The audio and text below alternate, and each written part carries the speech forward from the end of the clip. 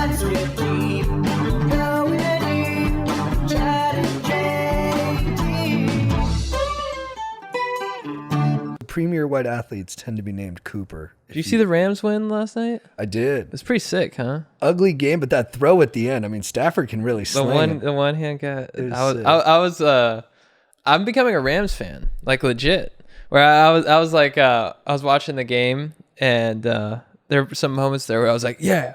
And then when they won when they got the touchdown, I was like, let's go. I think I'm becoming a fan. Those are good sports. I rarely do that, and it feels really good. You're invested. Yeah. And they're kind of coming on. I think they're they got Nakua and Cup back. I think they're I like how you get a little nervous. Yeah. They got these two dudes back. But dude, they feel legit. They got a good off. I mean, between them and they got Kyron at running back and Stafford can still sling it. And then they got the best coach. They got a shot. Is McVay the best coach? He's up there for sure. Who's your favorite coach?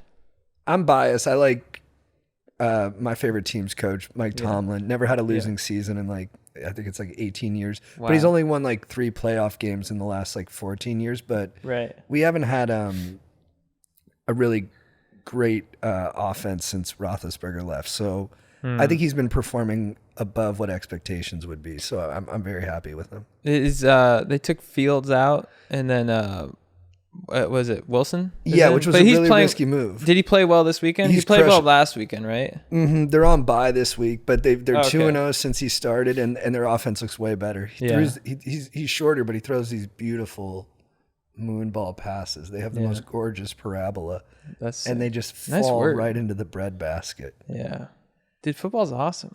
And people don't like Russell Wilson because he's kind of a goody two-shoe. Oh, really? People think he's fake, maybe doesn't give his teammates his phone number kind of stuff. Interesting. But you know what? So he's very he pretends to be kind of clean cut. Is that what you're saying? Yeah. But maybe he's a douche behind the scene. I guess, or just robotic. He one time had to describe, he's married to the hip hop star Ciara. Okay. Oh, yeah. Okay. Yeah, I know that. Yeah. And so he's stepdad to Future's kid because they used to be together. Really? Mm-hmm. Wow.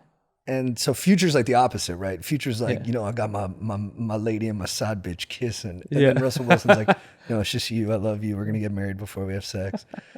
But he was one time describing her, why she's so beautiful, and someone looked it up, and it was if you type in beautiful into Google, it was the first description. Oh, interesting. So he just copied He's just and pasted robotic. Mm-hmm. Whoa.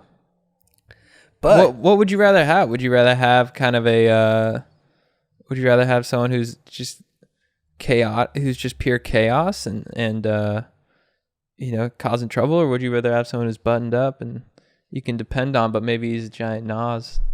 I think I'd rather have what we have now, because we had that with Ben Roethlisberger. Oh, really? And it was tough. He's a bad dude. Huh? And it was tough to defend him at times. Yeah. Stories would come out and you're like, ugh. Yeah, I heard that. I don't mean to laugh. It's no laughing matter. His teammates didn't like him a little bit. Was he a douche? I guess. I think he got better as he got older, but when he was younger, the veterans had some issues with him. I think James Harrison ragged on him in an interview one time. James Harrison ragged on 8 Steelers, or just 8 people in a row. He's like, Roger Goodell, the commissioner. He's like, if he was on fire, I wouldn't piss on him. Yeah. Ben Roethlisberger, arrogant, not a good dude. And then he goes, Troy Polamalu, good guy. Did you see Jason Kelsey slamming the phone? Yeah. How'd you feel? What do you think? I think I'm Team Kelsey. I'm Team Kelsey too. I saw that and I was like, good for him. Totally. Standing up for his brother. He had this apology tonight I thought was kind of whack. Yeah. I mean, maybe he had to do that, but yeah, it sucks he had to do that. I mean, do I think it's ideal that he used a homophobic pejorative? No, but he was repeating it to the guy. I don't think he actually has a homophobic bone in his body. He seems pretty open-minded and cool. And I think he was more using strong language to punk someone who deserved it. So yeah. I got a big visceral hit of justice when I saw him do what he did. Yeah. When he just took that guy, dude, the way he slammed it so strong. Dude, it was seamless. It was he just grabbed it and slammed it and kept walking. I thought it was pretty awesome. I think it was my phone now. Yeah. Is that what he said? Yeah, it was awesome. And that kid was such a punk. Have you seen like the extended clip where he's like, Travis Kelce just broke my phone. Send that to the news. Yeah, dude. yeah. I don't know, total dick. No, I think he looks good. And what he said was so inappropriate to Kelce. Oh yeah, he's just walking along. Interesting that Kelce was just walking along. Like, what was he just walking to a game or something? Mm-hmm. Interesting.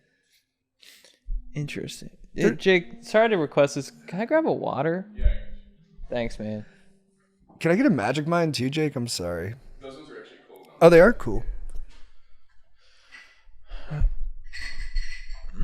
It seems like the world's on Kelsey's side, which is nice. Yeah. Dude, I watched the Martha Stewart documentary. Ooh, is that good? She's hot. She's beautiful. Yeah. It's awesome. What's it on? Netflix? Netflix. Ooh, I might have to watch that. And it's not like ass kissy. Yeah. No, they go in on her. Thanks, dude. They do. She's what's your take? I mean, she's a badass, but you do not want to be in her way. She would destroy me. She's a she's a dom. If Jimmy Iovine and Putin banged, they would make Martha Stewart. Wow, she's that intense. She's that intense. She might be more. Honestly, we're lucky she was born during, what do they call that again when dudes are in charge? Patriarchy. Yeah, the patriarchy. I genuinely forgot. Yeah, so you're saying if she were like our age right now? Oh, she'd already be prez. There's no doubt. Yeah, man. She was that'd be a hot prez. Young girl, goes to a good college, gets like great grades, becomes a model, crushes at that, then decides I'm over modeling, becomes a stockbroker, like first female stockbroker at her firm. Really? Crushes at that. Then she's over that. Marries a publisher, seems like a decent guy. Starts catering all the parties, becomes the top caterer. Gets kind of bored with that, says, okay, I'll make a book out of my catering. Book goes #1. Wow. Everything just kept, she never stopped building on what she was doing. That's awesome. And just from like my lifetime, I've only known her in her cooking kind of persona. Mm-hmm. Wow. And she's been around she's what, 82, 83? She might be a little younger than that. But yeah, she's up there for sure. Damn. Women love her. She's from the same town as my lady. She's from Connecticut? Mm-hmm. And she had a house in Westport, which is where my lady grew up. Oh, nice. And my lady worships her. Yeah. To a degree where Martha did some fucked up shit. Like it's clear. What stage? All of them. Well, I know that she went to jail for insider trading, right? Which I think she kind of got boned on. It was James Comey. Really? Was the Wow. lead investigator. And I think he just wanted a big feather in his cap. He's like, oh, I can nail it. It's kind of like the Alec Baldwin thing where they're like, oh, we can nail a famous person. Let's go overkill on it. Do you think people on his team or his advisors are like, you really want to do this to a coog? You don't want to put a coog in jail. Yeah. Like, dude, I get it. You want to put like high profile person, but that's primo she's tail kind of off the streets. She's a hot coog. Yeah, dude. She's a hot coog who can cook. No doubt. She does not like when at one point she's like, I don't like when people have feelings. I'd much rather talk about ideas or what you're doing. Wow. Don't come to me with your feelings. Do you think she's a sociopath?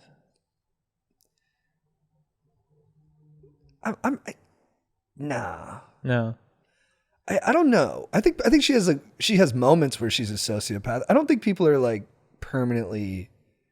Most people are permanently sociopath. There's just some people, right? But I think like people like that who are like she's just intense, insane capitalists who just want to get their way. I don't think they're like full sociopath. I just think they have a defense mechanism when things get tough that doesn't allow them to like truly reflect on their bad behavior. Right. But I think by and large they stand by their people. How long did she go to jail for? Like 5 months. That's awesome. She was cool in jail. And she wore out of it a quilt that like this person she buddied up, they gardened together. Wow. And the lady made her a beautiful, not a poncho. What's the other thing that you can wear that looks like a poncho? Is it a quilt? The quilt's like a blanket. Poncho? Yeah, there it is. You got it. What is it? What is that? A shawl? Isn't that beautiful? Her celly made that for her. A shawl. Yeah, look at her. Wow, look at Oh, poncho. poncho. It is a poncho.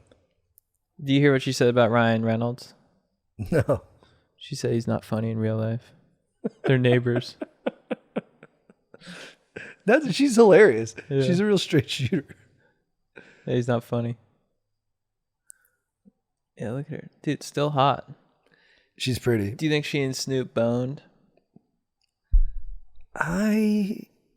Maybe. I'd put it 30%. That'd be sick. They're a great tandem. Look at that. They've both been to jail. Yeah, look at her. And Yeah, they're just two both titans. self-made. Yeah, exactly. A lot of That's respect for epic. the two of them. What's up, guys? Welcome to the podcast. If you're watching on YouTube, make sure you like, subscribe, comment, and just tell us what's going on. Say what's up. Yeah. We want to hear from you. Why are you being shy? Yeah. Don't you want to do two things at once? Comment to boost the algo, but also get involved in the community. Sounds nice to me. I'll send you a tip photo. Sam, I'll send you a feet photo.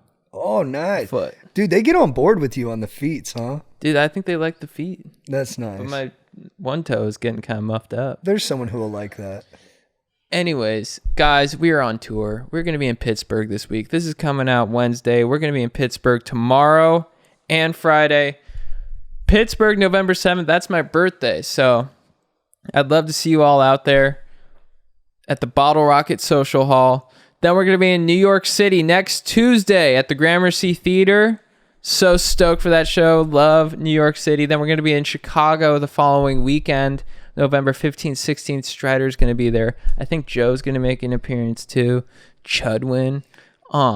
Dude, it's going to be sick. Then we got Great Falls, Montana, Brea, Improv, St. Louis, Indianapolis, Cleveland, Cincinnati, Toronto, Texas. They're all coming up. Get your tickets at chatandjt.com. Also, we are brought to you by the legends at Home Chef. Guys, we all dread that question. What should we have for dinner? Brutal. Because, I mean, there's 365 days in a year, and we live for roughly, on average 80. And so 365 times 80, that's a lot of times to say, what should we have for dinner? Right? Yeah, is that like 28,000 days? Oh, something like that. But wouldn't it help to have someone, a company like Home Chef, come in and just take care of that ish? It's way less than that. Because I think it's like 25,000 days. but it's still a lot. A ton of days. But Home Chef can come in and just take care of that. Because if you rather enjoy a home cooked meal without the stress of planning ahead, Home Chef makes it really easy and saves you money. For a limited time, Home Chef is offering our listeners 18 free meals plus free dessert for life, and of course, free shipping on your first box. Go to homechef.com/go deep. That's homechef.com/go deep for 18 free meals and free dessert for life. You heard that right, homechef.com/go deep. You must be an active subscriber to receive free dessert. Bang. This is coming out on Wednesday, but while we're recording this, tomorrow is the election.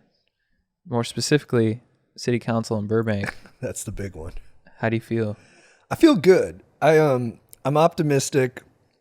I'm looking forward to the results. I'm definitely going to lose. But the moment it's official I've lost, Yeah. I have unofficially started my campaign for the next one. Yeah, this kind of, because you've said for probably a month or two now that you're a little, you probably won't win. Yes. But you're just getting your feet wet. You started this campaign, what, August? Yeah, it was late. So that's super late. So now you have, what is it, 2 years to the next one? Mm-hmm. Now you have a full 2 years to campaign. You can keep knocking on doors. I'm going to keep knocking on doors even when I'm just going to knock on doors and not even say vote for me and just say, hey, my name's John Parr and here's what I believe in. And just start talking to people. I'm just going to keep doing it because I love it. Yeah. I love going around knocking on doors, meeting people and getting to know the community. Yeah. And I love the issues. I love learning about housing and transportation and schools. And like just the ways we can make our city operate better and set it up better for the future. It has like just revitalized my, I don't know, my brain and my joy to like learn about all this shit. So I can't wait to keep learning and keep finding ways to try and apply it. Yeah. But I'm so glad I did it. It was awesome. And so, dude, you should go out Wednesday and be like, I'm running for city council. Like literally the next day. Yeah. I want your vote. They're like, dude, I voted. The election was yesterday. I'm like, oh. Yeah, no, this is for 2026. Yeah. Oh, that's really good. I want your vote for 2026. Can I count on you? You know, I really will do that because I think that's I need to put in that kind of a groundwork. Well, I mean, because I thought the same thing. You know, going in, I was like you said going into it, you're like, oh, this will be a layup kind of thing. Mm-hmm. And I thought the same thing. I didn't really believe that, but I was kind of joking about. Oh, okay, yeah. No, I just assume because you're kind of like, who runs for city council? Like, like you got a name. I was like, that's easy. People are going to be like, oh, that's the only person I know. But it's like a legit that people put hundreds of thousands, maybe if not millions of dollars into their campaigns. The rumor is that the two people who I think will probably win had a $500,000 pack. I mean, look, Disney operates out of the city. Right. A lot of the studios operate out of the city. It's they call it the media capital of the world. I mean, that's partly branding, but partly true. Right. Like there's a lot of media companies. The Hulu offices were there. Yeah. So, I mean, it's big business. And it's also, I totally underestimated how important it was to like have lived there a long time and to like know about like old Burbank. Yeah. Like I would knock on doors and they'd be like, how long have you lived here? And I'm like, 2 years. And they're like, no. Yeah. They're like, this other guy who's running has been here 45 years. I went to John Burroughs High School with them. Right. That stuff really matters to people in Burbank. They really want to maintain the soul of the city. Which I appreciate, but a lot of what I was running on too was setting it up for the future. So I was candid with people. I was like, look, no, I will be changing the town if I have my druthers. Yeah. Well, I didn't want to lie to people. And I was like, the city's great. And I don't want to make it seem like every other city, but we were so behind on housing. Our transportation wasn't there. Mm-hmm. And I just see a lot of, blue thinking people have to leave blue cities because it's gotten too expensive. And I think there's got to be a way to try and combat, but that's all here and there. We'll try for the next one. Right. Unless, who knows, maybe some miracle. I get the that would be sick. That would be sick. You never know. Yeah, that's interesting. I do wonder how the politics of California will change in the next few years. I guess we'll see a little bit after tomorrow. It's going to be insane. Who do you think's going to win? I think Trump's going to win. I've been leaning that way too, but lately, like the last day, I've been like, is Kamala going to take it? I know. I keep seeing polls like that. So is that the news just being like, hey, we've been saying Trump's going to win for a while. The numbers are going down on ratings. We need to make it a little more dramatic at the finish. I don't know. That's the thing is polls. Well, it's like people make this point all the time. Have you ever been participated in a poll? I've never been polled. Who are these people that are polling? I don't know who's getting polled.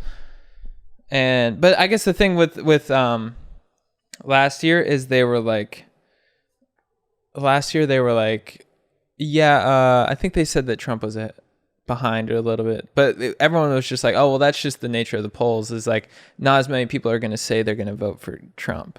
And so the polls for him will be down a little bit because people are kind of scared to be honest about that.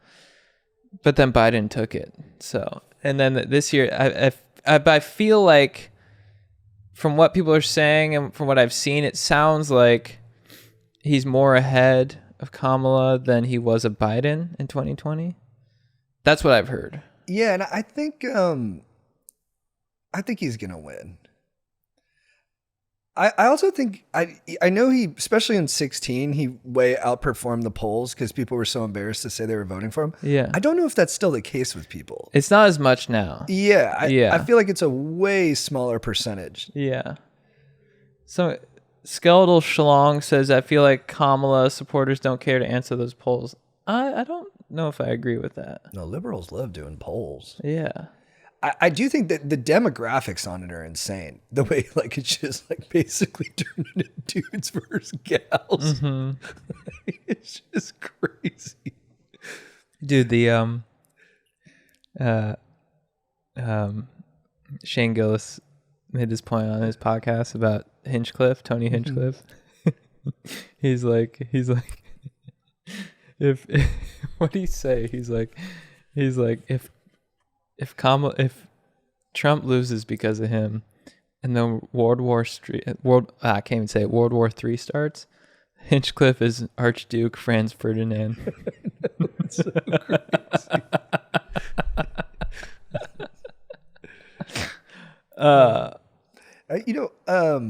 That's one thing too. Perineum of Stoke. I haven't seen many vocal Kamala supporters as well. I've seen mostly Trump's. Like for example, Ryan Holiday's going heavy on Trump, anti-Trump. Sure. And all his comments are like anti-Kamala. But I don't know if that's just more vocal. People are more vocal if you speak up for the other side that you don't want. I don't know. But I have seen that from what I've seen online, the majority of comments I see are pro-Trump. I don't know if that's a good indicator of things, but no, it's felt that way to me too. I don't know if that's just we have like a lot of young dudes who follow us too and follow young dude stuff. Right. You know, I think they feel like the older lady demo is really going to pull out hard for Kamala, and I don't know if I'm as plugged into that kind of echo chamber. Yeah, I haven't been looking at Facebook comments. Yeah, exactly. Dude, I had a really interesting conversation last week. So a stoker reached out to me because he knew a lot about China. And I just wanted to learn more about foreign policy. So he started explaining to me a lot about China's culture and where they're at economically and what their future looks like. And as we were talking, I learned more about him. He had actually worked at the Trump White House. Oh, really? And he had met Trump just a few times briefly. Whoa. And he said he liked him. Really? That he was a nice boss. He said he was nice to people. And then I was like, well, what about his cabinet where he fired everybody? Yeah. And then he's like, that's just all like, ego knock. And they all got like, they're not, those big heads of state guys weren't used to being kind of like talked down to. So it really wrangled their feathers. Yeah. Yeah. And well, if you listen to the Trump podcast with Rogan, he's like, this guy's an idiot, dumbass. I heard some bad people, bad guy. He's like John Bolton, dumbass. That guy is just out of his mind. And then, but you know what he told me? He told me that 50% of the people who work at Fox, like the staff, behind the scenes people, not the on-set talent, but 50% of the people who work at Fox are liberal. Whoa. Interesting. What about the other news stations? So I started thinking about that, and I was like, you know what? I bet you half the people who work at MSNBC are conservative. Yeah. Because they just have a job. It's a job to get a paycheck, and they're making us feel like we're super against each other. Yeah. But they're not even against each other. Well, dude, that's when we used to do interviews at Fox, we'd see comics we know working for them. They're just working there in the office. It's just a job. It's funny to me, like, they're like, it's making people, they're selling the idea of us being all super opposed, but they're working together to tell us that. I know. And then they're all at lunch like, hey, it was a good job. Yeah. I know it's all theater. I remember when we met Jesse Waters, he was very much like, he's much more, on his persona on screen is uber conservative, super pro-Trump. But then when we talk to him outside of that, we're like, oh, he kind of, he's an actor. They're all just actors to me. Except Megyn Kelly. She's just a babe. Yeah, she can just keep doing whatever she's just you're doing. Hot, yeah. Who wants to destroy your beehole, Grandma Dominator? Oh, I remember that dude. You know this is gonna be My GF. Sorry. No, go. You let her. So Grandma Dominator was on, I think, the last podcast talking about how his girlfriend, he was complaining for some reason about his girlfriend wanted to eat his ass. And you let her do it, sounds like, after Chipotle. And now she wants to destroy it. Oh. Who are you voting for, Grandma Dominator? She liked it. That's nice. Yeah, it sounds like she liked it. John Spaghetti told him congrats. It's a good supportive environment. Grandma Dominator. Yeah, it's going to be an interesting one tomorrow. I know this podcast is going to be wildly out of date. Yeah, I know. Just a one day day. late. Dude, I know some people who've bought guns. It's understandable. Who was that? Yeah, I knew it was him. I called him and he's like, I'm like, what are you doing? He's like, I'm going to get ammunition. And I was like, what? Is that like a selection at Erewhon? Yeah. Was that like acai mousse? No, I'm getting bullets, bro. Hollow point. Jake, do you have a gun? I don't have a gun personally, but I'm not opposed to guns. I actually think most people should have a gun in their home. Yeah, it could seal and it also kind of depends on your environment. Like where I grew up in Iowa, pretty much 90% of people had a gun, and a lot of them actually concealed to carry. I don't think that would work well in LA, but in Iowa it works well. Please no, dude. I grew up with guns. My family has like 10. We have an AR-15, we have a Glock, a SIG, we have some cool like over-under shotguns that we do skeet with. But as I moved to LA and I got more like psychologically affected by all the shootings, I was like, why don't we try and go no gun? That didn't work out. Right. I mean, the world just said no en masse. Like, Yeah. And now I'm coming the other way, and I'm like, well, I guess if everyone's gonna have a gun, I don't want to be the only one without one. Right. Yeah, I guess I've always been. I've shot guns. I know people. People in my family have guns. I didn't grow up with guns though. Like I didn't shoot. I guess I shot a shotgun when I was like 12. But I don't know how I there's something about having it in the house that would make me uneasy. I guess I still have that mindset of like if it's in the house, you might use it. You know what I mean? Well, statistically speaking, that's true. Yeah. Like there are more accidental gun deaths because guns are in the house, and Yeah. it seems tautological, but it's true. Yeah. So, but then I'm like, part of me is also like, is my girlfriend gonna get hornier if she knows I have a gun? My lady does not want me to get a gun. Dude, I think mine would get hornier. Really? Yeah. Oh, dude, you should take advantage then, man. You think I should get a gun because of that? Nah. Actually, you just don't seem like you... It doesn't... To me, and I'm not putting you in a box. I'd support you, whatever. But it feels like you've always had such like a peaceful outlook on the world that I think that's actually benefited you and brought you more peace. Right. That's what I think. Yeah. Thank you. I've always felt that way too. I'm like, why do I want to bring aggression in? I feel like I have a bubble that's just protecting me. I think there's something to it. I've seen it be true for you. But if people are like, why'd you get a gun? I'm like, yeah, my girlfriend, she said she'd bone more. I think people would understand that. I could get one without ammo. That's nice. And we could do like, James Franco and Spring Breakers. That was a hot scene, dude. Yeah. That shit fired me up. I was very impressed that they came up with that.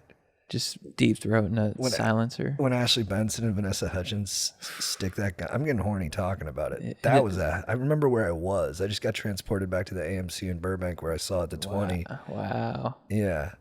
That was a hell of a scene. You saw that in Burbank? By myself before the 5:00 open mic at Flappers. Wow. And I just was in the theater like...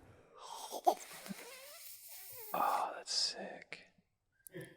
Yeah, that one did it for me. That's so odd. That was a great scene. That was a good movie. Do you think James Franco's going to make a comeback? Yeah. You think he's doing? I think so. Like he was the things he did not cool, but I think he'll bounce back. I'm starting to see articles about him. Does he have a movie coming out? Maybe. He likes to work. He's talking about his friendship with Seth Rogen. All I saw was the headline. I think it's over. I saw he's like, it was the most beautiful partnership for. It's a bummer, man. Yeah. It sucks. I feel for the guy. One more thing on the guns. That was a big debate point for the Burbank thing was SRO officers, like armed people at the schools. And I think actually, at least at the debate I did in the conversations I had, the majority of parents want it. Right. They want guns. They want an armed officer at the schools. I can understand it. I would not pick it, but I was like, look, if you all want it, fine. But I also was like, but wait, like, do we actually think that's going to deter a shooter from coming to the school? I think for me, if I knew there was security there, I would feel more comfortable. But I'm saying, do you think it would actually stop a school shooter from coming to the school? Stop a school shooter? Might not stop a school shooter, but I think higher likelihood that the school shooter could be stopped. But then again, let's say there's a school with a security guard, one without. School shooter's going to go to the one without. That's probably true. But I don't know how school shooters typically pick their school. But I guess a lot of the shootings that have happened already had a SRO officer at it, and it didn't work. Oh, really? Mm-hmm. But the point I made to the people was like, that means best case scenario, there's a shootout at the school, and our person wins. But in all likelihood, there's going to be a lot of errant fire. Right. It just doesn't seem like. But let me throw this total practical. Let me throw this in there. It'll delay the shooter. So in a lot of cases, the shooter was able to just go into the school and start shooting. Before people even knew what happened, it'd be like 10 minutes. He's, already wreaked havoc before the cops can even get there. If there's a shootout with a security guard, shots are fired, cops are on the way. That's, let's say 3 or 4 minutes, maybe. That could save lives, that delay. It's true.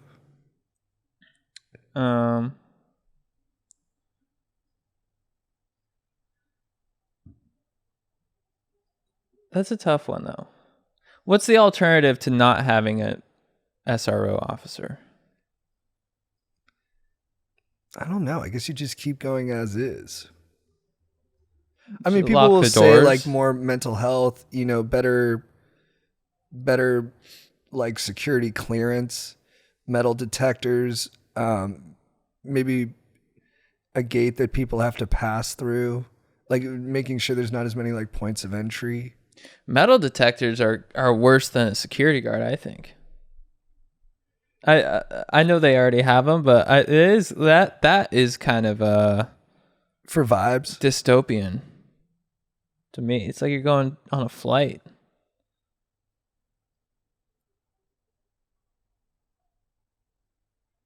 I pulled IG on it. It was 50-50. It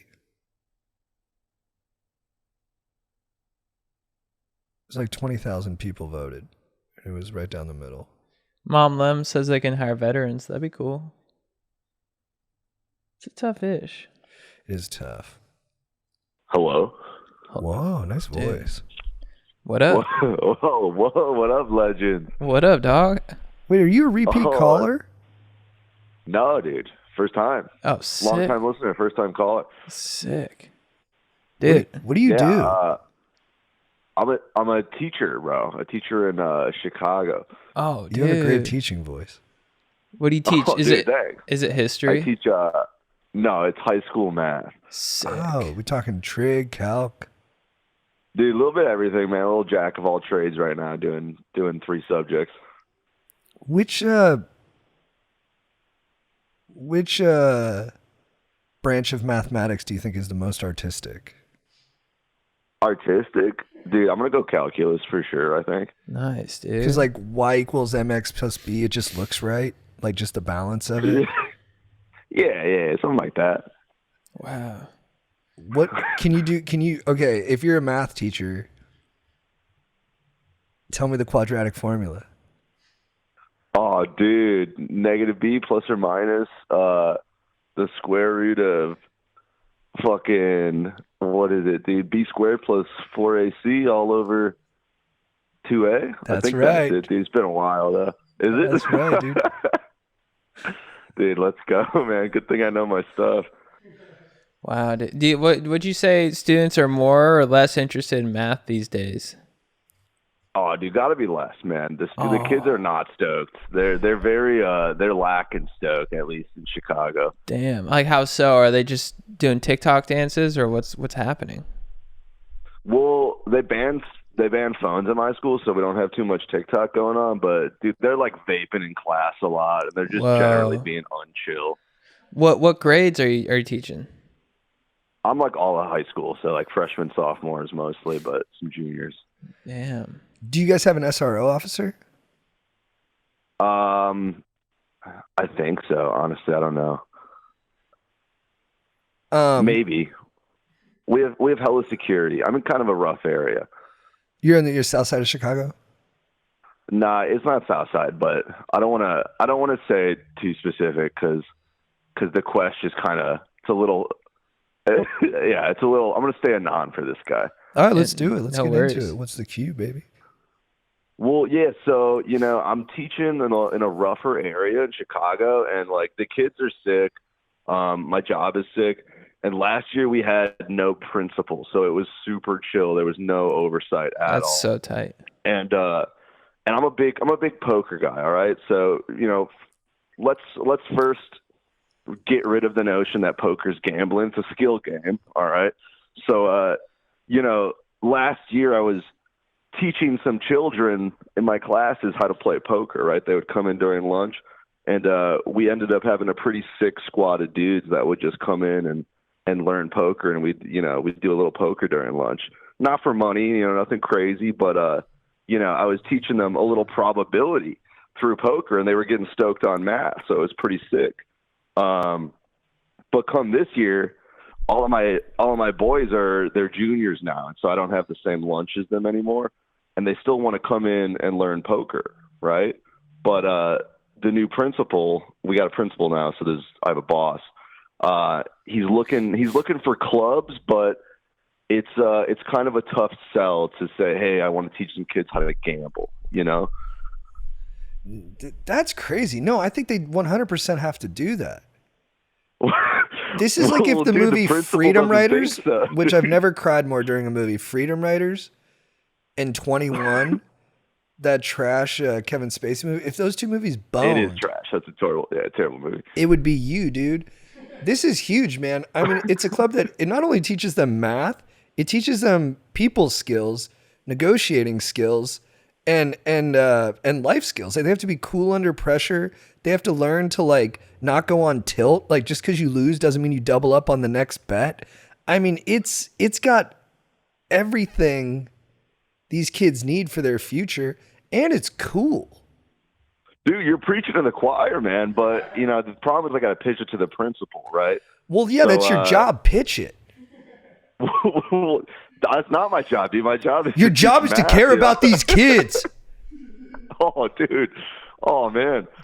I guess you're right, dude. I guess I do need to just get in there and fucking pitch. And if these kids came from backgrounds with white Irish names, no one would be questioning this club. That's true. That's a very good point, dude. And you owe it to these kids to show them a better life and to show them a path forward towards it using a language that they understand and want to be a part of. And if you can't do that, then you're not a good teacher. Oh shit, dude. I've quoted like 3 movies in that run, dude. I did a little Stand and Deliver, and I did a little Mr. Holland's Opus. Oh, dude, Stand and Deliver, fire, dude. Freedom Writer's not so fire, but no, it's kind of trash. Well, I mean, she's a bad teacher, so she taught all those kids like how to journal in a way that was effective. And then when they all went to college, she left for a better gig with them to college. I'm like, yeah, so your whole curriculum was not. You couldn't Dude, replicate that's the game. curric. That's the game, brother. I know. I'm like, how about a curriculum that other people could do, lady? Yeah. Dude, All right, dude, but yeah, that's a good call. I think one thing I don't have I know how to play poker, but I don't know. I know how to play blackjack a little bit, but when I go to a casino, I don't know what I'm doing. I don't have the confidence to sit down. And I'm not saying you should give these kids the confidence to be able to go to a casino, although that is a sick skill to have, you know, especially when you're a young adult. You can go in there and just toss some dough on the table. And, you know, I when I first turned 21, I tried to play blackjack. I was in Vegas. I went to a table. I tossed in 20. I ruined everyone's hands, and then I left. Dude, Chad, Yeah. can I throw some fire advice at you for next time you're in Vegas? Yeah. Dude, teach me. All right, Yeah. Here's what. Well, so even if you don't know how to play poker, here's what you do. You go to the poker table, you sit there, you fold every hand besides aces or kings, and then you just collect the free drinks all day, dude. Whoa. Yeah. Chad's a premium hand guy. That's sick. Yeah, exactly, dude. You got to tighten that range up, brother. Wow. Dude, you got to teach these kids, man. It is a huge valuable lesson because, like, if they're going to be 21 one day, they're going to go into casinos, and then they're going to be splitting tens, and guys are going to be getting up from the table. Yeah. No, they're going to true. watch. I was teaching them. They like to play street dice, so I was teaching them craps a little bit. They're gonna watch. They're gonna watch that one episode of Entourage where Vinny goes to Vegas and he splits kings and somehow wins. Mm-hmm. And they're gonna be like, "That's the way you play." Yeah, that's not a sick. It's not a sick fucking example for the kids, dude. Vinny really should have been doing that. It's pretty uncool. Hot take. Vinny's a renob. Oh, dude, not a hot take. That guy sucks. Yeah, dude. Thanks. Not a very good actor. Yeah, also true. Yeah. They were like, hey, he's supposed to, like, I didn't even think about this. In that show, he's supposed to be like a Leonardo DiCaprio kind of actor. Yeah. Nah. Yeah, but have you seen that conspiracy that the whole show is just making fun of those dudes? No. It does seem like they're I hear you though. it does seem like in a lot of scenes like they're intentionally like making his acting look bad. Like in Aquaman. Yeah. He lives on a farm in Texas now. Yeah. That's kind of cool. He tends to cattle. I don't know him at That's all. really cool. That whole cast has not aged well. No. Don't show them this. Yeah, except for what's his face, dude? Vinny's brother. Drama. Oh, Drama. Drama's Yeah. crushing it, dude. Oh yeah. He's probably getting his dong sucked right now. Bro, you gotta convince this principal, dude. I mean, that's just part of the gig, dude. Because I can tell from the depth of your baritone that you were meant to be a hero and a leader to young people. Oh, dude. And sometimes You're getting me fired up, dude. Sometimes that's an uphill battle, brother. But it's not what we ask of life. It's what life asks of us. This is your journey. This is your calling. So are you bluffing or are you all in, dude? Well, I could be doing both, brother. But yeah, I'm all in. Dude. Teach them in a language you know. Or pitch this in a language you know. Pitch this in a math equation. Oh, that's fire, dude. I could throw up a little equation for the prince. Yeah. Let him know. It could be like if poker by this, the square root of poker is wisdom at the table equals high income and a stable marriage. The foundation of legit, America dude. right there, dude. Yeah. The marriage is stable, dude. Let me tell you. Dude, are you married? Oh yeah, dude. I love my dank ass wife, dude. Oh, Actually, I'm gonna be at the Chicago show. Oh. I got a beef with Strider. I gotta bring up. Nice, dude. What's the beef? Well, the dank GF shirt. Strider's got a dank wife. So do I now. Where's the dank wife shirt? Dude. He's gonna update the merch. Yeah, for real. He's got to do that. All right, well, dude, we love you. Oh, sorry, go ahead. Sorry, but before you go, Grandma Dominator, he let his girlfriend tongue punch his beehole. And he did, dude. Dude, Yeah, that's fire. I was hoping he would open his mind up to that, because let me tell you, me and the wife, we're very open to experimentation. And Wow. that's some beginner stuff, dude. I mean, you gotta let her do that. Dude, you're an awesome teacher. Oh, thanks. Now Grandma Dominator says that his GF now wants to destroy. What's your take? You got to draw the line. I would say wherever you're comfortable. It's okay to not be okay with something, but yeah, if you're willing, then let her go for it. Does and pardon the question, but does your wife pound your beehole? Nah, dude, we had to draw the line somewhere, and pounding my butthole, that's just a little too violent for me, I think. Sounds reasonable. Yeah. Hopefully that helped you, Grandma Dominator. Do you pound her butthole?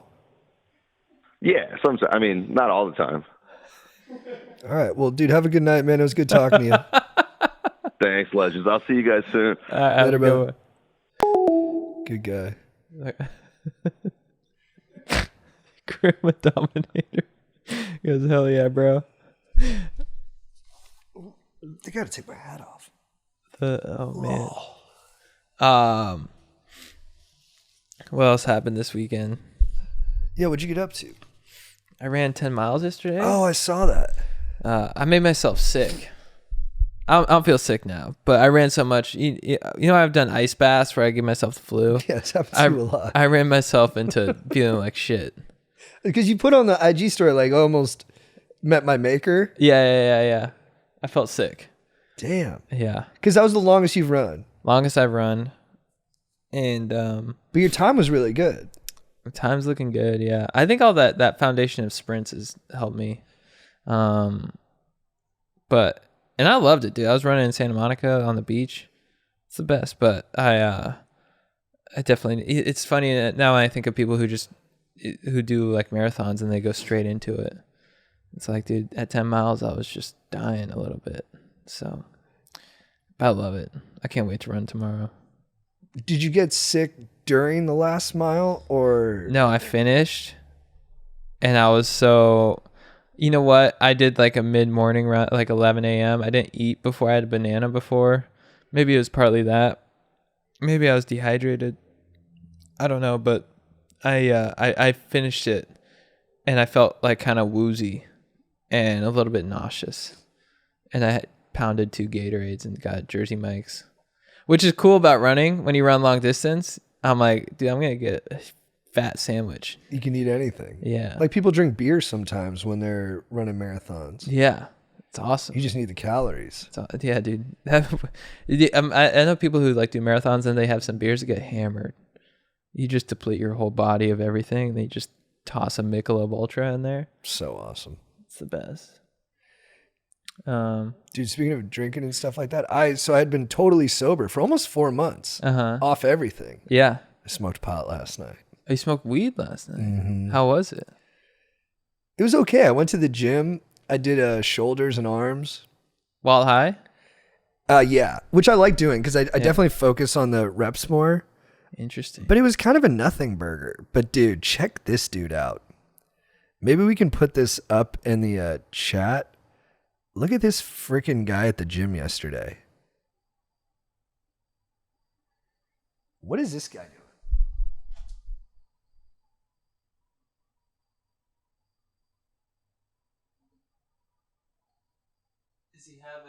Does he have like a weight? So a guy's standing on top of the pull-up bar? And like where like the tricep tower and all that stuff. Is he holding like a... No, he's just standing up there. Weird. It was bizarre. How long was he up there? Like 10 minutes? Just standing up there? Was he doing like... It looks like he's trying to do crunches or something? It was kind of like RDLs, but like without weight. But he was just... And here's a guy in the background who... is just staring at him. Was he jacked? No. But he was crazy, like limber. Like he looked like he could be like a gymnast on the bars. Yeah. It seems excessive. If you're going to do that, go to like a gymnast gym. There's a lot of these weirdos at the gyms I go to. Yeah. What was this, 24 hour? Yeah. Interesting. People will just be like making a spectacle. Mm-hmm. I'm like, bro, why are you standing up on like a sentry tower doing body weight exercises? You could do that on the floor. Right.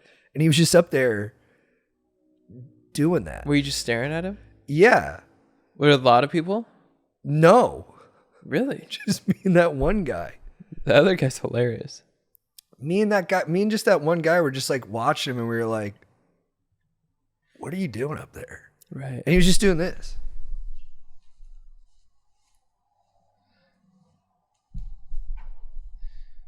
Damn.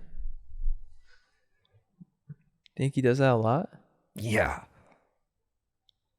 Man. No one asked him to get down? No. He didn't seem like the guy you want to talk to. Right. Was he jacked? No. Did I already ask you that? No. Damn. Yeah, it was pretty wild. Well, what if you come to find out that being on top of the bars makes you more jacked?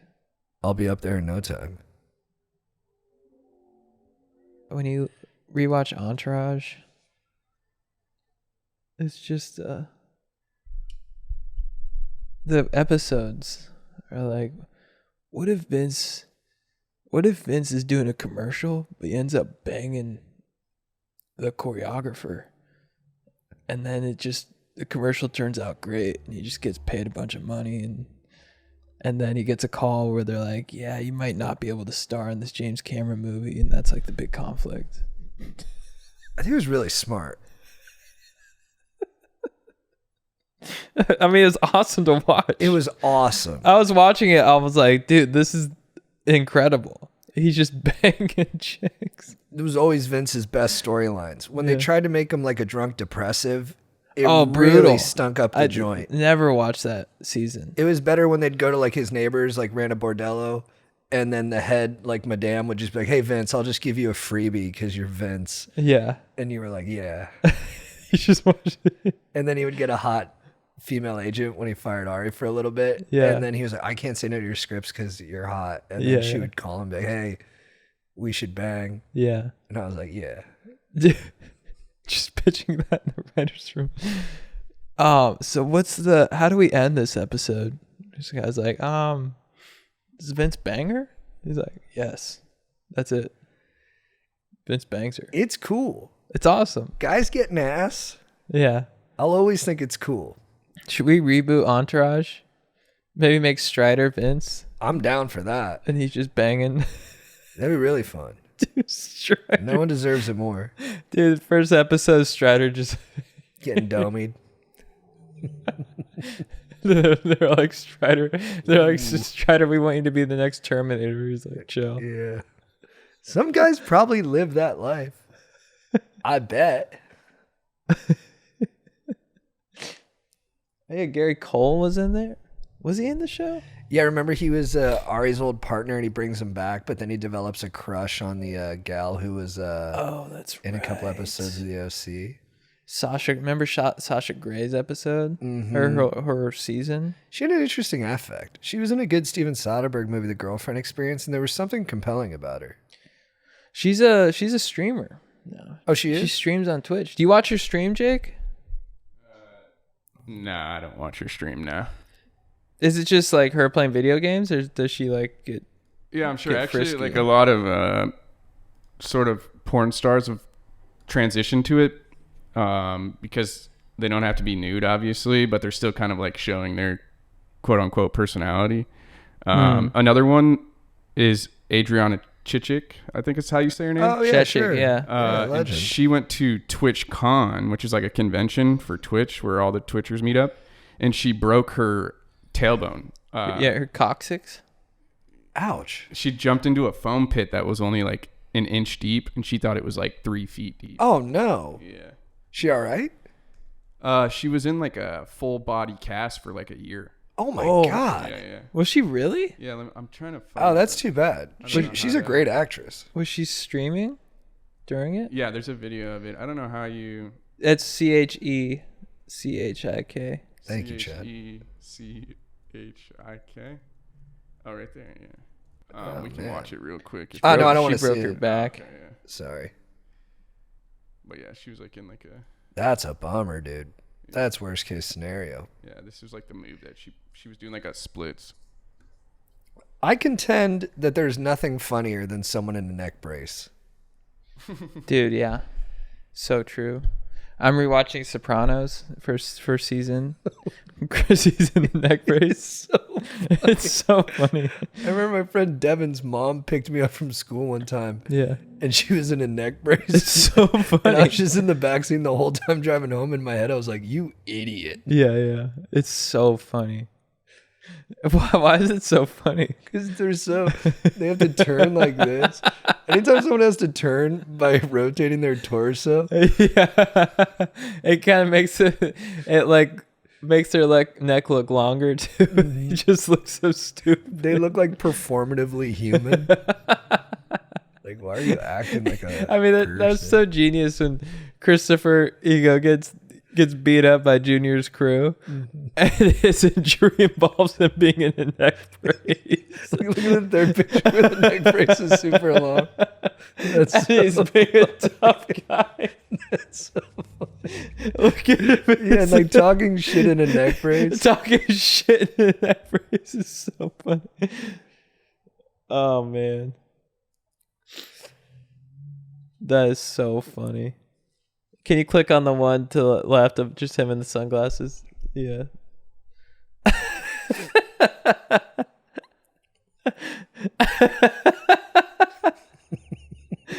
Look at him, dude.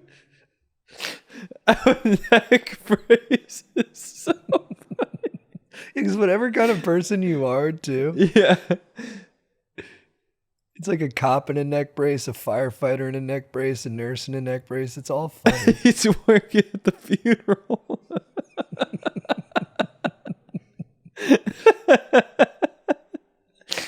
Yeah, like imagine you're wanted by the police. You're sleeping in like a shit motel. And then just crack the door, gets kicked down, and the first cop in has a neck brace on. Feel like if you duck, you're out. Yeah. You can talk. Oh, man. Trying to get Grandma Dominator to text in. He's been talking all this trash in chat, but he won't call in. So. What, are you scared, Grandma Dominator? You scared of talking on the phone? Yeah, own it, brother. Dude, you let your girlfriend tongue punch your beehole, dude, and you can't even talk to us about it? I mean, you're getting all up in the chat. You're saying your girlfriend wants to destroy your beehole now, and you don't even want to talk to us about it? I'm starting to think you might not be able to dominate grandmas. Ooh. Maybe he's wearing a neck brace and he got upset. Dude, someone eating his butthole wearing a neck brace? The person doing the eating? Dude, picture this. He's like, should I let her do it? And we're like, yeah. And then he comes back the next day wearing a neck brace. Yeah, busted too hard. Neck brace. So funny. What's up, baby? Well, dude, just chilling. It's a little late, but yeah, just watching you guys. What ails you, brother?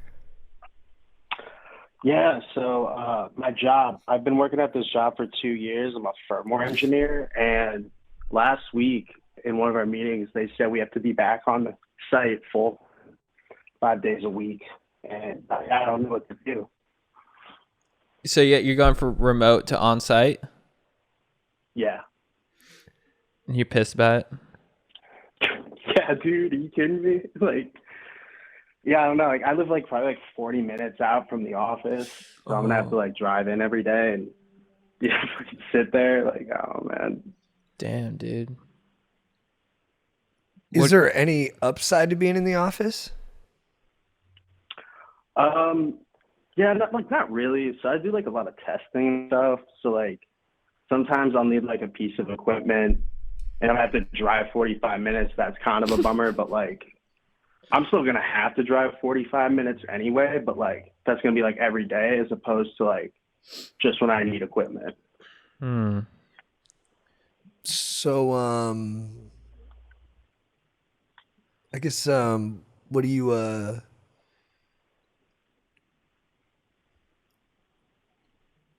are you wondering if you should quit your job? Yeah, I kind of just looking for any kind of advice. I don't know, like I like my job, you know, like we got like a pretty good PTO policy. Like my boss is super cool. It was really nice up until this point, like having the fully remote thing, but like I also am kind of like up for a promotion right now. So it's kind of like weird timing to like quit and like move on to another one. But like, I don't know. I just wanted to see what you guys thought, honestly. Like if you could. I think you got to go to work. Are you single? No, I got a girlfriend. Nah, We live together. my plan's screwed. Dude, I think I think the prospect of it might suck, but I think you could make it sick. I think you could make the drive sick. You know, you could get into podcasts. You could start trying to learn something. You know, you could start listening to like Philosophize This and learn about all philosophy. You could go deep into like conspiracy stuff, or just become a more learned dude. Just in where do you live? Minneapolis. Oh, sick. Nice. I mean, that's another thing that kind of sucks about the drive is like, I mean, it's not on site yet. It doesn't start till New Year's, but it's going to be like in the middle of the winter time, and the roads are going to be kind of shit. And I drive a Prius, so like, I don't know, like if I like get into a car accident, I could die. That is nerve-wracking. But here's the thing, dude. Let's say you get the promotion. Could you go back to remote? Would you have that power? Yeah, I don't know. Like I kind of like gone through it in my head, like a few ways to like try to like make him let me do it. Because like one of my coworkers, he moved like 2 hours away, and they're letting him like stay remote. And it was kind of shitty because like I was talking to my boss, and I'm like, yo, like I don't really have like a reason not to go into the office like that, where it's like I'm not too far away. I don't have kids to like that I gotta drop off at daycare like he does. So it's like technically I can be in the office, but like, dude, I got it. I got it. Mm, You start going into the office, right? mm-hmm. And then you quote unquote get into an accident. You show up the next day in a neck brace, and you say, "Dude, I can't do this. Look at me." And just the sight of you in a neck brace, I'd be like, "Man, this guy's got to go remote." Show up day one, neck braced up with the one that's got the full sticks on the side. Yeah. The metal one. Yeah. And then but then have like a super positive attitude, like, "Hey boss, yeah, no worries over here. I love coming in." And don't sourpuss it at all, and he'll be like, hey, neck brace, you can go home. Yeah. Yeah, or like just turn my full body the whole time. Yeah, I like that. Yeah, every Good. time your boss asks for something, take like a minute to turn around and look at him. And he'll send you home. Dude, if the neck brace doesn't work, you start coming in with just more and more shit on your body. Like you have a cast for your arm, and pretty soon you're wheelchaired up, and you're in a full body cast, and you're like, dude, just stoked to be coming into the office. Like doing one of those little blowing tube things. In there. Yeah, dude. Yeah. I'll play devil's advocate here. I think going into the office would tremendously benefit me because I work from home. But like if I went to the office, I would have more of a routine. I feel like more of a schedule. Whereas now I'm kind of just like doing things when I need to do them, right? If I was in the office, I feel like I would have more of like a life, a more scheduled life, right? More consistency. So And the social aspect too, right? Yeah, the social aspect, exactly. Yeah, I don't know. Yeah, like for me, I like the kind of work-life balance I hit because like I like getting up in the morning, like going to the sauna, and then just like coming right back and then just jumping right into work. Yeah, I do see it. It's just kind of like I've been doing it fully remote for 2 years, so like You got a I've sauna kind of at had your this place? whole like setup, like my life's kind of set up for that, and it's just like a huge flip. Do you have a sauna at your place? It's like 10 minutes away, kind of by the university. It's like a sauna ice bath place. It's like kind of my Sick. like Nice. spot, What do you make in a year? think it's like 88,000, and it's like solid benefits. Like it's definitely like the cushiest job I've ever had. And then with And the I was like never really planning on leaving it before they like, or I never thought of even leaving it before they like changed that policy. and with the promotion, how much are you gonna be banking? That's like a really good question because I'm not sure, but I was talking to my boss about it, and it's like kind of not worth it if I have to be on site all the time, or I have to ask for a lot more money. Because like right now, my expenses, like as far as like work, is like I don't, but like having to drive into the office and like buy food at the office, and all the extra time it's going to take, The like an gas extra money. hour and a half. Sure. You know, yeah, it's like the difference in that, like with the pay, like I don't know, it kind of like net zero. And I'd rather just work remotely, but it's not really like option, I guess. Yeah, maybe, dude, maybe go to a therapist and get a bill of bad health. I've thought, yeah, that's a good call. Just get it that you're And the agoraphobic. Yeah, agoraphobic. That's good.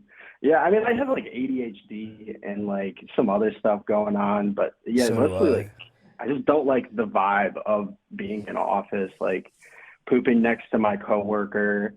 I mean, we're all on teams. Like I went in today because I'm trying to like dip my toe in and see how it's gonna actually feel. And yeah, it's just like the vibe's just not cool. It's like getting in there, it's just cubicles, no natural light. Like when I'm at home, I got my desk next to the window. Oh man. Oh yes. Because that was gonna be my suggestion. Is like maybe it might be sicker than you think, but that sounds kind of I mean, like undank. I mean, like I've thought like maybe like trying to bring like I don't know like a Nerf football in, or like Yeah. trying to like really push into it, you know, like lean into like No. making it like an office culture. But then like all the people around me, I'm 26. My coworkers all like in their 50s. Like I don't know if they're gonna like that. But maybe if I Right. bug them enough, they'll be like, go home. Dude, I mean, do you have a rapport with your coworkers? So I'm like an engineer. I got like a pretty decent rapport with the technicians. Yeah, like the people that do the same job as me are like quite a bit older and like from like pretty diverse backgrounds. So yeah, we just don't have a huge rapport unless we're like working together. Um, Why don't you unionize? Oh, dude. Just get them all together, I would man. love Get that. everybody I'd to love that rally. idea. Pick it outside the office. You know, stand up for what you believe in, man. All right. Is this I about love staying that. home or is this about creating a home for you and your colleagues? A place where you have shelter, which every human deserves. It's a basic right and need. And you'll do your best not just to defend yourself and your rights, but those of others. That's within you. So what have you been doing this whole time? Looking out for you? You've done a good job of it, but now it's time to look out for others. I mean, do you even believe in that? Do you know who Daniel Day-Lewis out. is? Do you know who Daniel Day-Lewis is? Yeah, yeah. Yeah, because if he was playing the part of you and method acting it, he would take it all the way. He wouldn't stop at just trying to stay home. He would make it something inspiring because that's what wins Oscars. But do you want to win an Oscar? Or do you want to just settle for a daytime soap? Because I can't answer that for you. No one really can because it's made up. But you can answer that for me right now. I want to win an Oscar, man. That's what I really want. Then let's Sick. fucking go, man. Unionize. Get these people together. Get a pay bump for everyone. And make sure they put some windows in that motherfucker. I wish I knew anything about how unions work. No one does. I'd love that idea. No one knows how It's like- unions work. We know how they don't work. And that's the problem with our focus right now. It's all externalities. It's never it's never Ourselves, like in. yeah, there it is, man. You got to go for it. Hell yeah. All right. Yeah, I like that idea.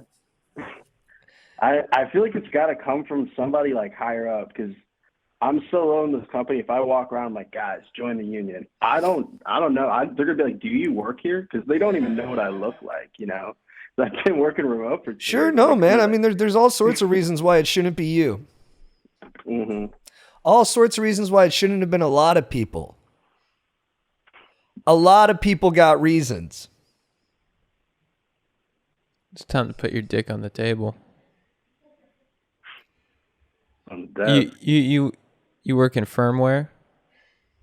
Yeah, firmware. Show them what firmware really is. Oh yeah. All right. Yeah. Thanks, guys. I like that idea. Good talking to you, man. Next time you call, say something. He's a good dude. No, he's a good dude. Dude, that lifestyle seems pretty sick, though. I mean, Yeah, he kind of had it made, huh? yeah, living in Minneapolis, Great town. got a nice job. When he's describing it sounded sick. Working from home is awesome. It's amazing, but it also as of recently I felt like it's had a little cons too. I'm just in the same exact place where I sleep. It's there's some pros to going into an office, I think. Yeah, I think the ideal sitch is you can work from home, but you go into the office maybe a few days out of the week, Totally. 2 or 3. That seems like a good combo. Not too much of either, because you can only resist cranking your hog for so long. Till it starts staring back at you in the face and saying, "What are we doing here?" And then you just slap it, and it feels good. And next thing you know, you're just giving your apartment a new paint job. Yeah, if you blacklit my house, you wouldn't even see the jizz because it would all be jizz. What's up, guys? We were interrupting the podcast to let you know once again that, guys, asking and figuring out what you want to eat for a meal can be stressful. There's so many options out there. There's so many things you can do now. It's a spoiling of riches. And wouldn't it be great if an epic company came along like Home Chef and they just took away that stress for us, and they gave us good ingredients, and they gave us fun directions, and so you can make your meals and you can look good while doing it, feel good while doing it, and know that you have quality ingredients and it's going to be delicious? I mean, is there anything better than that? No. No, that's right. Because I love my meal kits, baby. Home Chef provides fresh ingredients and chef-designed recipes conveniently delivered to your doorstep to simplify your cooking experience. Whether you prefer classic meal kits with pre-portioned ingredients and easy instructions, speedy recipes ready in less than 30 minutes, oven-ready kits with pre-chopped ingredients, or quick microwave meals that assemble in minutes, Home Chef has you and the entire family covered for delicious meals without the hassle. 30 options a week, variety of dietary needs. They're the best. For a limited time, Home Chef is offering our listeners 18 free meals plus free dessert for life, and of course, free shipping on your first box. Go to homechef.com/go deep. That's homechef.com/go deep for 18 free meals and free dessert for life. You heard that right. Homechef.com/go deep. Must be an active subscriber to receive free dessert. I mean, paint a picture too. Let's say you got some hot person coming over. Maybe she's got big boobs or he's got a huge dick. And then you want to impress them, and all of a sudden you got a sweet potato casserole with a side of green beans? Perfect. Back to the show. Kevin and I went to a local theater in North Hollywood. They were having a haunted house kind of attraction. It was like a haunted maze, and it was like a black box theater. Haunted maze. And then you go to like a black box theater and they had like a kind of abstract kind of performance.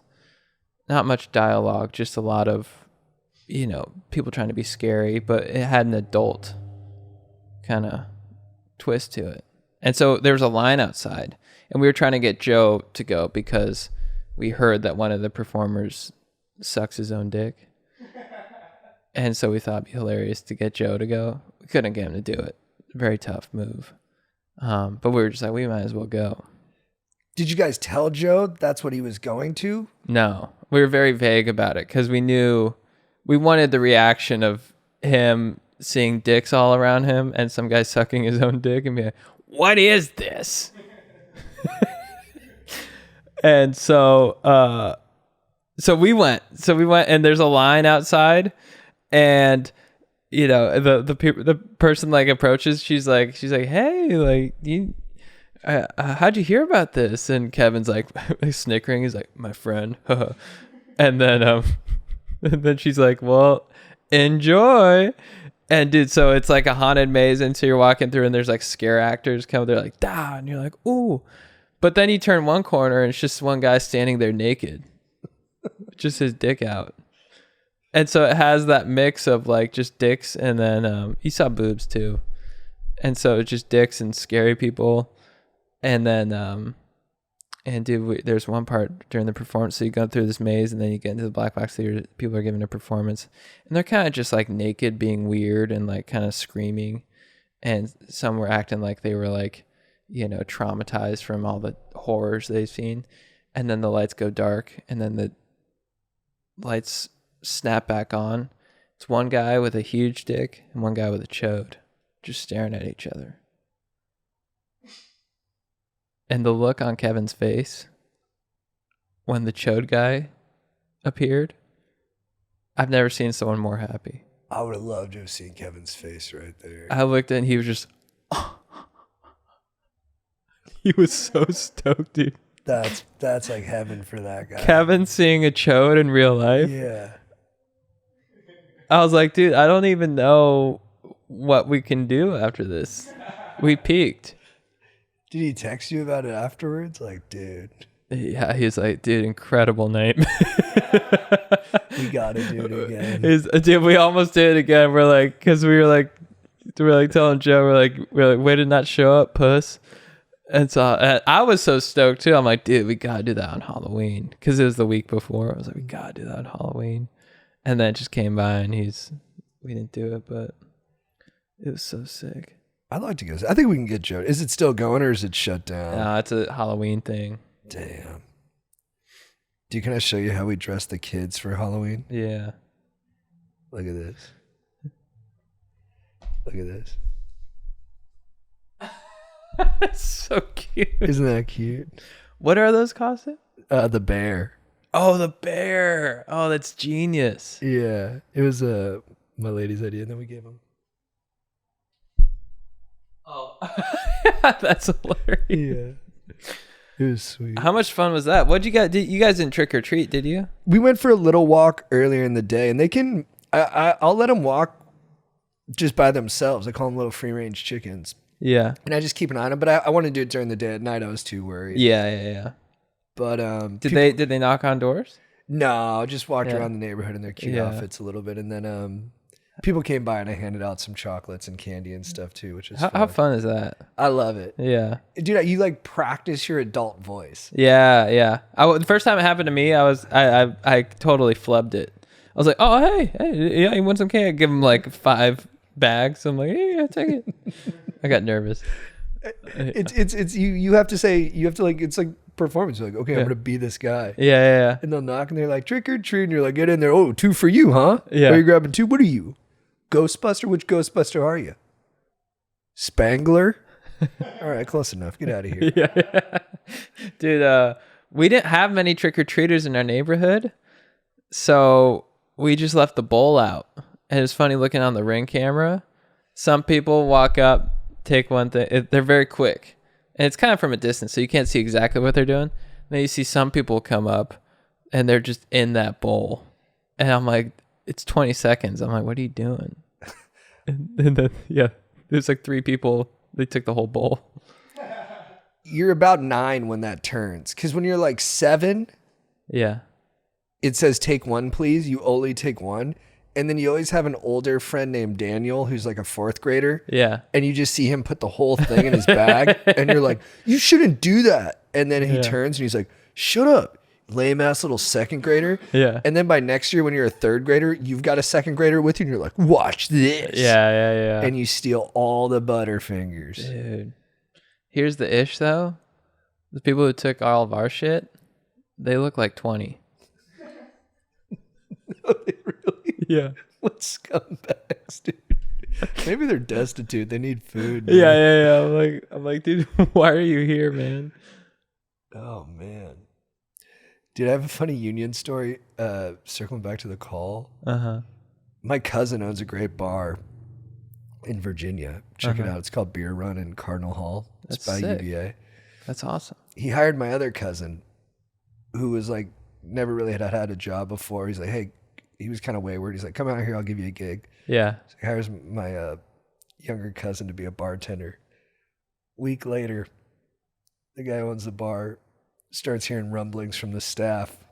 They're unionizing. My cousin, who had been there for a week and got hired as a family favor, started talking to the other staff there. He's like, hey man, we're getting screwed here. Really? It almost unionized the staff Hilarious. against his own cousin. Oh my God. That's hilarious. Was your cousin pissed? Yeah, he's furious. He texted me, he's like, I've heard from the staff that you were talking about unionizing. This will severely hurt the business. Yeah. I need you to stop doing this immediately. Yeah. It's so funny. Hilarious. That's so funny. Dude, you bring in your cousin, he starts unionizing. Here's the thing, man. You're boning us pretty hard. Ooh, why didn't I have sunglasses on at the debate? That's true. How's their current challenge to Willie D? Has he responded? I saw him respond in the comments. Yeah, Like a little sarcastically. Did you see me roast his ass? Yeah. Look, he's a nice kid. He said there, and I've heard from other people who have seen him since, that he doesn't want to debate me. Mm-hmm. He doesn't think that would go well for him. Right. So, although he cares a lot about the issues and about politics, he doesn't want to, even though he's a presenter and he talks on camera, he doesn't want to do that with me. Mm. So are you gonna follow up? Are you gonna say, now that I know you don't want to debate? I think I'm gonna let it go, but I did record this today. Hey Willie, I just wanted to send you a message and say that even though I was a little hot last week, I still fully intend on debating you. So why don't you answer the call? Why don't you stand up for what you believe in? I miss you. You gotta send that, dude. Dude, I love the opening. Hey Willie. I had lunch with someone who's friends with both of us, Uh-huh. and he said he saw him on Saturday, Yeah. and he said Willie was sad. Oh really? And thrown off. Oh Yeah. really? And Oh, you got to him. I feel terrible about it. I feel awful. Yeah.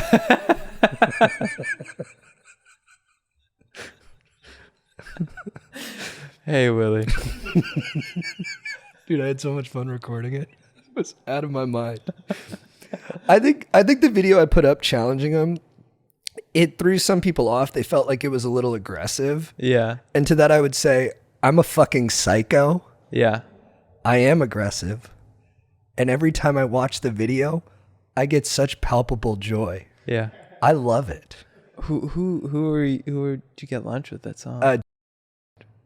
Oh yeah. And he was we might have to cut that, but he was like yeah, dude, he was a little thrown. And Interesting. I don't think I would want to debate you less after I get that video, to be honest. And I think one argument I've heard he made is like, but dude, JT's been pranking people forever. Why is he mad that I pranked him? And it's like, I am mad that you pranked me, but I'm not like bitching about it. I'm just challenging you. I'm pranking you back.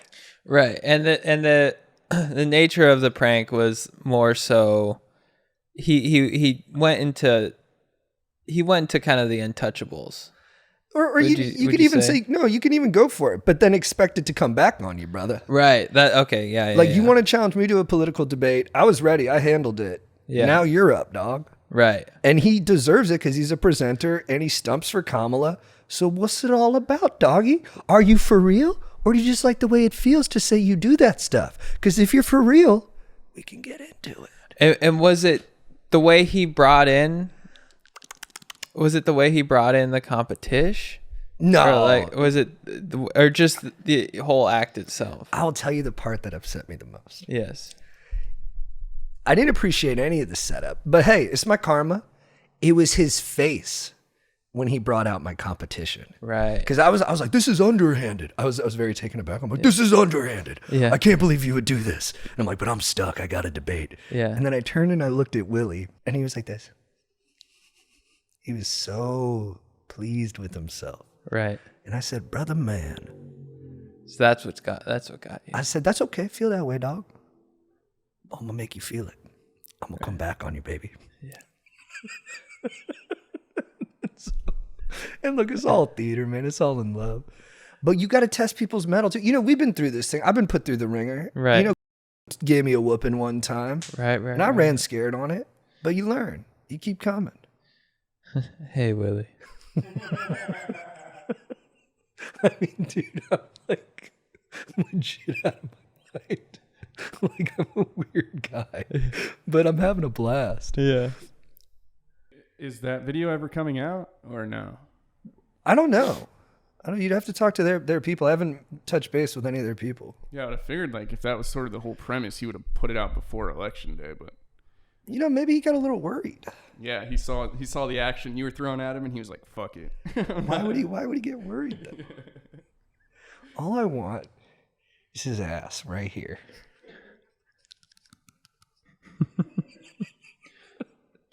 Hello, what's going on? Hey man, how are you? Oh, I'm doing pretty good.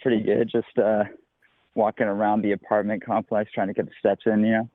Sick. on. Oh, you're cranking out steps at the apartment complex? Yeah, trying to. Nice. Trying to do a late night session. Yeah. How many steps are you at? Currently, I don't know, I've been out here for about 30 minutes just watching you guys, thinking nice. about stuff, about tomorrow, about the implications of the world pretty much going on. Right. You nervous for tomorrow? I'm a little nervous for tomorrow, but, you know, who isn't if they're really thinking about it? Yeah, it's crazy. JT, are you nervous about tomorrow? For the general election? Maybe for one, for your own, and then two, maybe the general election after that. You know, I'm okay with it now. I was sad over the weekend, thinking about losing, thinking about how people will be able to look up the numbers and see how bad I lose. Can you see that? Yeah. And I was sad. But then I bounced back today and I was like, you know what, man, I'm proud of how I conducted myself. I'm proud of the work I put in. I'm proud of being sincere about it. And I look forward to the next potential humiliation. That's what I've signed up for, and I'm into it. For the general, I feel like, you know, man, I think we're going to be okay either way. I feel you. I really do. I think it feels like we're on this really negative, cataclysmic trajectory. I think Americans have a problem where we kind of hate ourselves too much on both sides. I think there's a lot to dislike about America, and we're privy to a lot of that information now. But if you match us up against any other historical global superpower or any contemporary superpower, we're top tier. We're good fucking people. We're a good nation.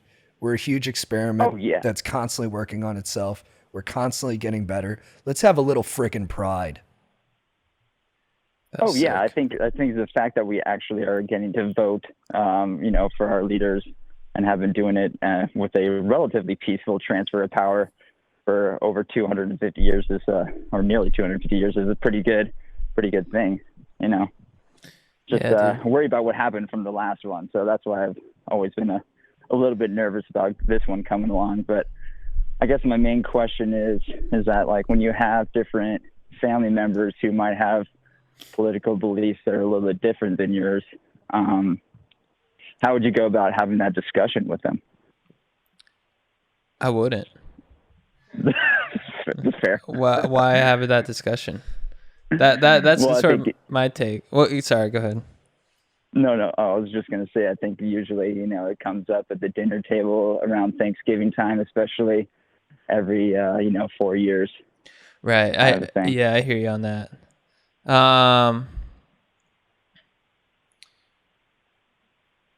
I think I like what JT was saying earlier. I think you know I think it can be easy to if you think differently from someone else in your family And oftentimes, just with how tribalistic things are, you can look at the other side as just a bunch of morons. I think it's important to think to have the point of view that everyone has their reasons for why they're voting for someone. Everyone's just trying to do their best, and no one wants the country to be destroyed. No one wants the country to suffer greatly. They're making their political choices because they want what's best for the country, most likely, and for their community and themselves. So I think I understand that people have good intentions. Might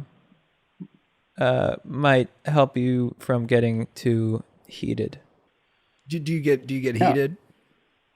Well, I don't think I get heated. I try to be pretty logical about it. Like you're saying, Chad, I basically try to get to a point of agreeing to disagree, kind of a thing. But, it's the point where I guess when there's the conspiracies, I know, Chad, you're a massive conspiracy theorist guy.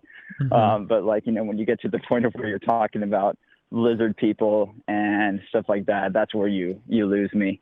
And that's when I sometimes will just not necessarily take the other side's thoughts on a topic from a logical perspective after that. If that makes any sense. So you're saying you have family members who believe in lizard people? Maybe not fully lizard people, but I was going to the nth degree because I think maybe Pizzagate. Who knows? I had cousins who believed in lizard people, Hans and Right. Chapman, and they lived with me when I was in high school. And they used to take me to David Icke conferences to learn about the lizard people and about transmutation and being able to telepathically see through people's bodies and 50 images of George Bush doing the same hand signal and saying that's some Illuminati hand gesture. Right. It was cool. I didn't know it'd take such a foothold in the culture and become a serious thing. Yeah. But I'm way open-minded today because I just want the country to be in a good place. I think there's even things to glean from people like that. My cousins were beautiful people. They had some wonky beliefs, but I'm super grateful that I met them, that they opened up my minds to things that I ultimately rejected those things. But, are these people good people otherwise? Oh yeah, they are. They're my in-laws. Oh, that adds also to cause, it. Other issues. Oh, so it's your wife's folks? Yeah, it's my wife's folks. Oh man. They're not really super conspiracy theorists, but they're logical, like you said, in their own way. But then it can be taken to the nth degree, especially around the January 6th, 2020 stuff. Sure. Where I'm okay, yeah. And then, they take it to say, well, they're actually good like us, never mind. I think, especially since they're your in-laws, I think just enjoy hearing their opinions. I think at the end of the day,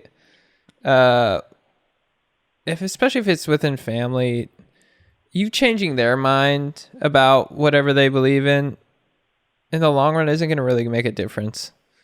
So I think enjoy everyone's differing opinions, and I think it's cool that we all just are able to see things so differently. If that makes sense. There's a lot of different stories out there. We're a storytelling species. Yeah. And dude, that's true. Especially if they're conspiracy theorists, there's no one more fun to talk to than someone who's deep in conspiracy. Yeah. It's hilarious. I remember we were on that one podcast where how do you think the fire started? Direct energy weapons. Oh, when we had Tripoli on? Yeah, I love Tripoli. That blew my mind. I love Tripoli. Yeah. He's got something for everything. Yeah. I don't think there's a more confident person than someone who's a conspiracy theorist. I love about something. I love it, dude. It's pretty amazing. Yeah, they can't accept anything at face value. You know what else is interesting too? It's how wrong we are about everything all the time. Trump's on tariffs now, but 10 years ago, Bernie and Adam McKay were big on tariffs. And now it's flipped to the other side. I I'm reading about Clinton right now. He was for the NAFTA free trade agreement. He took that from Bush. That was Republican agenda stuff. And then his people said, you got to do this. It did help initially. All the major economists were for it. Joseph Stiglitz was super on board with it. Now Joseph Stiglitz is against free trade agreements. I mean, we know so little about how these large scale policies are going to affect the world, and people flip flop on what's effective based on what their competition is supporting. It's hard for me to really be upset about any of it when I don't understand much of it. Yeah. Well, I'll guess I will give it another example. I live in Orange County myself. So Oh, let's go. Dude. No one's more kind of worried actually about grown- lizard people than people who have no problems in Yeah. life. Well, I guess in terms of the way that you've been running for city council, I listened to like your little speech that you put on your Instagram earlier today, how you plan on like wanting to upzone different spaces in Burbank to allow for more housing. I think that's from a city council perspective, that's not something you hear all the time, especially in Orange County or in Southern California. It's more of the exact opposite, trying to limit housing and stuff, which ultimately, in my mind, disenfranchises us younger kids who are trying to get into the housing market.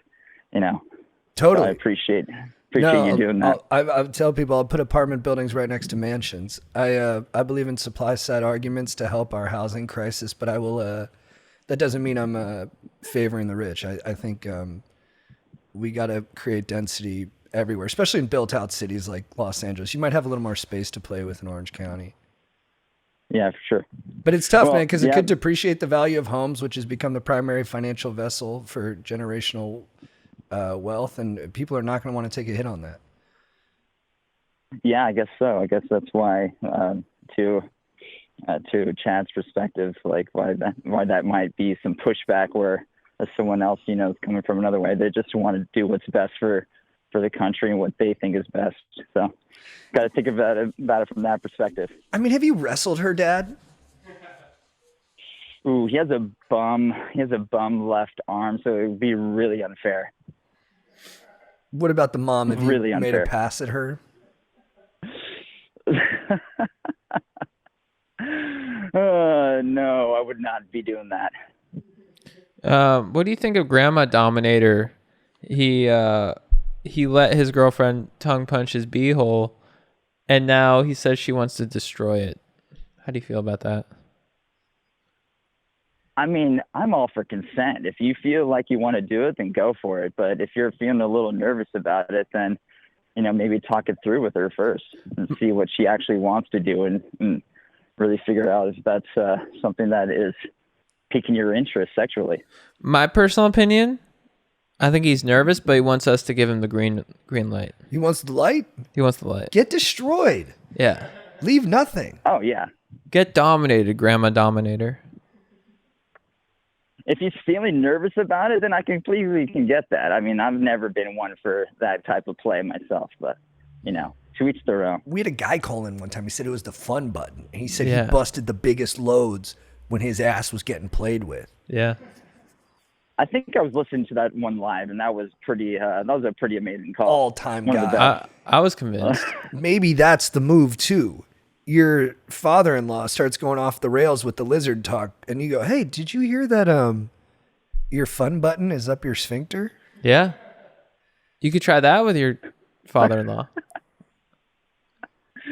I think that would actually do the exact opposite of what he does, and maybe shut him up for once. Boom. Wow.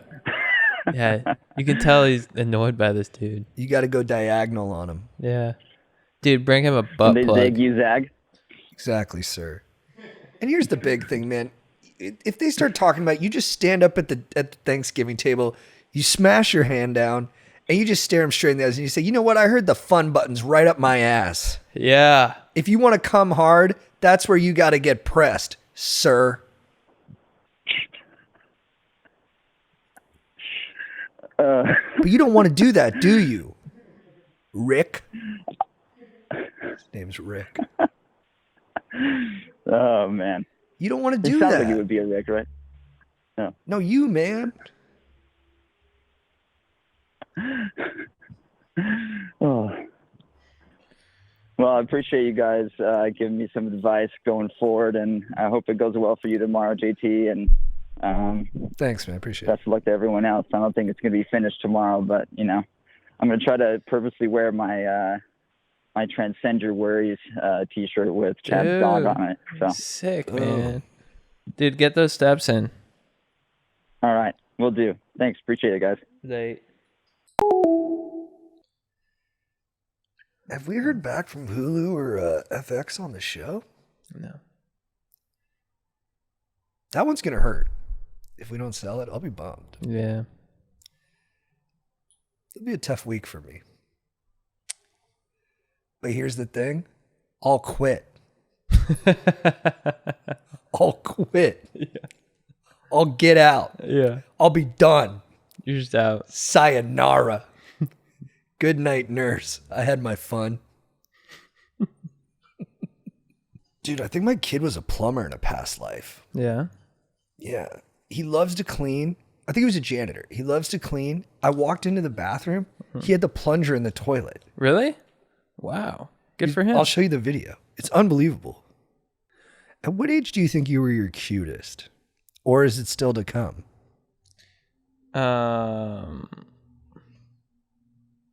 Still to come. It's the right attitude. CUM. Watch this.